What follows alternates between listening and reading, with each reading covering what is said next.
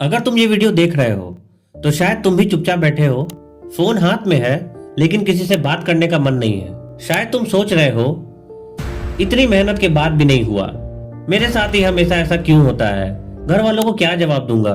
और इस वक्त जो सबसे डेंजरस थॉट आता है तुम लोग के दिमाग में कि अब छोड़ देना चाहिए।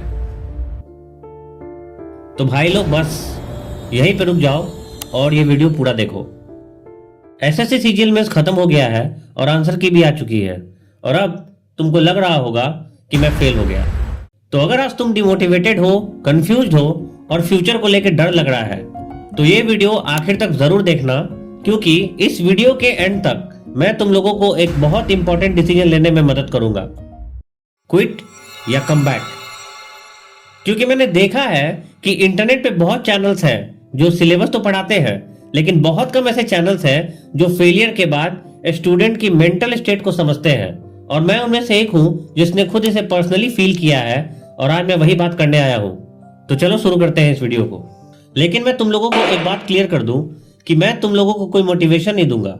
भाई मोटिवेशन तो तुम संदीप माहेश्वरी से भी ले सकते हो और आजकल तो बहुत सारे टीचर्स हैं जो मोटिवेशन दे रहे हैं। मैं सिर्फ सच बताऊंगा और वो बातें बताऊंगा जो तुम लोगों से छुपाया जाता है और कोई भी टीचर इस पर बात नहीं करता। सबसे पहली बात, एसएससी सीजीएल में एक अटेम्प्ट में क्लियर करने वाले बहुत बहुत बहुत कम होते हैं। ज्यादातर सिलेक्टेड कैंडिडेट्स के या तो दूसरे या तीसरे अटेम्प्ट होते हैं, वो भी सीरियस वाले, पूरी शिद्दत के साथ और पूरे फोकस के साथ। दूसरा और सबसे जरूरी बात, आजकल एसएससी के एग्जाम में लक फैक्टर बहुत बड़ा रोल प्ले कर रहा है। तुम लोग देख रहे हो कि अगर तुम्हारे 2-3 तुक्के सही लग गए तो तुम्हें अपनी ड्रीम पोस्ट मिल जाएगी, वरना तुम रेस से ही बाहर हो जाओगे। मैंने काफी बच्चों को देखा है जिनकी तैयारी अच्छी थी और 3-4 सही तुक्के की वजह से वो एसओ इन एमए तक पहुंच गए। कभी कभी ऐसा भी होता है कि तुम्हारे साथ सब कुछ सही चल रहा है एग्जाम से पहले और एग्जाम के दिन थोड़ा पैनिक और नर्वस होने की वजह से तुम अपने गोल से दूर रह जाते हो। बताओ ऐसा होता है कि नहीं तुम लोगों के साथ? इसके अलावा अगर कोई और कारण है जिसकी वजह से तुम्हारा सिलेक्शन नहीं हुआ है तो उनमें जो सबसे इंपॉर्टेंट कारण हो सकते हैं वो ये है कि शायद तुमने अपना सिलेबस ही पूरा नहीं किया है, तुम्हें चैप्टर की डेप्थ नॉलेज नहीं है, जिसकी वजह से एक अच्छा कॉन्सेप्चुअल क्वेश्चन अगर आ गया तो वो तुम नहीं कर पाते हो। इसके अलावा मॉक एनालिसिस, जिसपे मैं सबसे ज्यादा जोर देता हूँ, मॉक एनालिसिस को कभी भी नजरअंदाज नहीं करना चाहिए। क्योंकि अगर तुमने मॉक एनालिसिस अच्छी से नहीं की तो बाद में होता यह है कि जो मॉक तुम दे देते हो उनके क्वेश्चन तुम्हें फिर से अगर एग्जाम में पूछ ली जाए तो तुम नहीं कर पाते हो, क्योंकि तुम्हें उन क्वेश्चन पे मल्टीपल प्रैक्टिस ही नहीं है। तो मोस्टली बच्चे जो काफी सारे मॉक्स देने के बाद भी सिलेक्शन नहीं ले पाते हैं, उनका सबसे बड़ा रीजन यही होता है कि वो मॉक एनालिसिस को बहुत हल्के में लेते हैं। इसके अलावा आजकल जो जीके के सेक्शन आने की वजह से और खासकर जीके का वेटेज जब से मेंस में बढ़ गया है सीजीएल के, तो बच्चे मैथ्स और रीजनिंग के सेक्शन को पूरी तरह से इग्नोर कर देते हैं। अब इस बार ही देख लो सीजीएल मेंस में 3-4 मैथ्स के अच्छे क्वेश्चन क्या आ गए, किसी से हो ही नहीं पाया, सब 25-26 पे रह गए। और इसका इम्पैक्ट, ये जो 4-5 क्वेश्चन उन्होंने छोड़ा है उसका इम्पैक्ट फाइनल रिजल्ट पे जरूर पड़ेगा, 100% पड़ेगा, मेरे से लिखवा के ले लो। और जैसे कि एग्जाम अभी खत्म हो चुका है तो इस वक्त जो तुम सबसे बड़ी गलती कर रहे होगे वो ये है कि तुम लेट सीरियस होगे। तुम्हें एग्जाम 2026 का देना तो है लेकिन तुम अभी सीरियस नहीं होगे, क्योंकि इस वक्त सबसे बड़ी गलती जो तुम लोग कर रहे होगे ना, लगभग सारे स्टूडेंट्स, वो यही है कि तुम लोग लेट सीरियस हो गए। और देखना एग्जाम का एडवर्टीजमेंट आने के तुरंत बाद ही तुम्हें रियलाइज होगा कि तुम्हारे पास बहुत कम टाइम बचा है और तुम्हें शायद अपनी तैयारी को स्टार्ट करने में थोड़ी सी देरी कर दी है।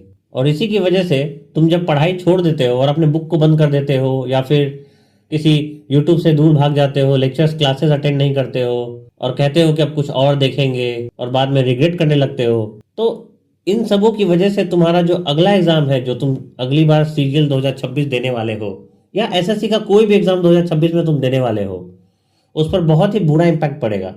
क्योंकि सही समय पे पहल करना बहुत जरूरी है।